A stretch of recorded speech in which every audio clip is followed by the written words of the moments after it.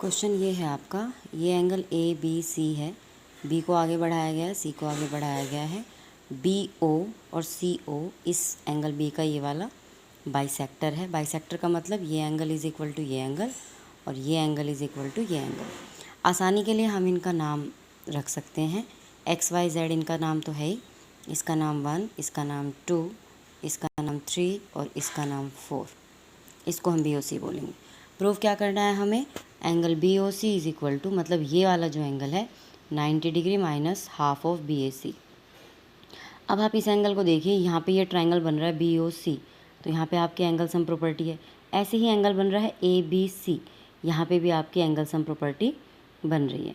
अब यहाँ पे आप देखिए, ये जो बी एंगल है, यहाँ पे ये तीनों लीनियर पेयर बना रहे हैं।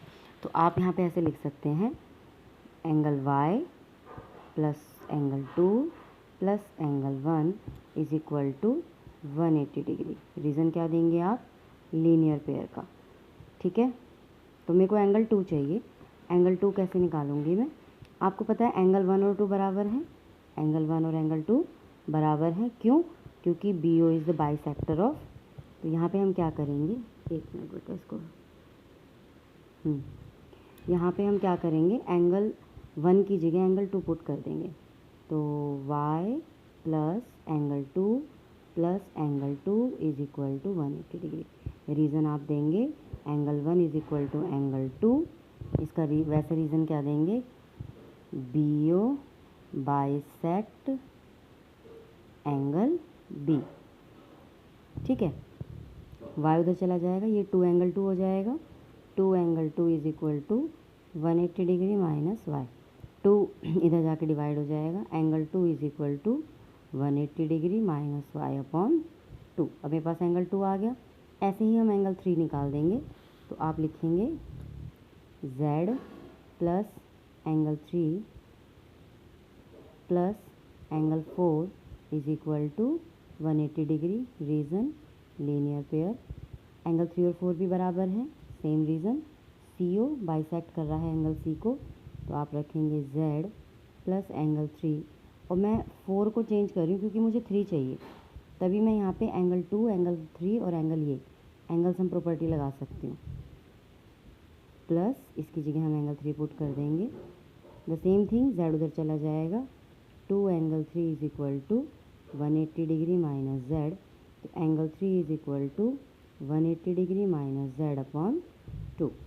ठीक है, अब हम करेंगे एंगल बी ओ सी 2 और 3।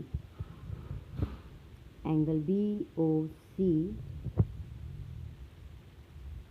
ऐसा लग रहा था ब्लर सा आ रहा है बेटा। Angle B O C plus angle 2 plus angle 3 is equal to 180 degree. Reason क्या है?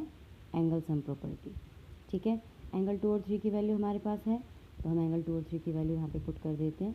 तो angle B O C plus 180 degree minus y upon 2 plus 180 degree minus z upon 2 is equal to 180 degree. अब मुझे जो prove करना है वो करना है 90 degree minus angle B A C. Angle B A सी क्या है? x के बराबर है। ये जो एंगल बी ए सी है वो किसके बराबर है? x के बराबर है। तो आपका इसमें देखो, in triangle A B C, in triangle A B C x plus y plus z is equal to 180 degree. ठीक है, यहाँ पे ये आपकी एंगल सम प्रॉपर्टी बन रही है। ठीक है, तो यहाँ से मैं क्या करती हूँ, y की वैल्यू आप निकाल लो। y की वैल्यू क्या हो जाएगी? 180 degree minus x minus Z. ठीक है, इसको एक बार थोड़ा सा ध्यान रखना कि ये हमने यहाँ पे वैल्यू निकाली है। हम इसका क्या करते हैं, इन दोनों को उठा के इस तरफ ले जाते हैं। तो angle B O C, angle B O C is equal to 180 degree minus 180 degree minus y upon 2 minus 180 degree minus z upon 2। अब इसका एलसीएम ले लेंगे, तो इसका एलसीएम 2 आ जाएगा। यहाँ पे हो जाएगा 360 डिग्री माइनस, साइन चेंज हो जाएंगे अंदर के, 180 degree plus y minus 180 degree plus z. ठीक है, अब देखो ध्यान से, -180 डिग्री, -180 डिग्री, -360 डिग्री, है ना। तो आप यहाँ पे लिखेंगे angle BOC is equal to 360 degree -360 degree plus y plus z is equal to 2।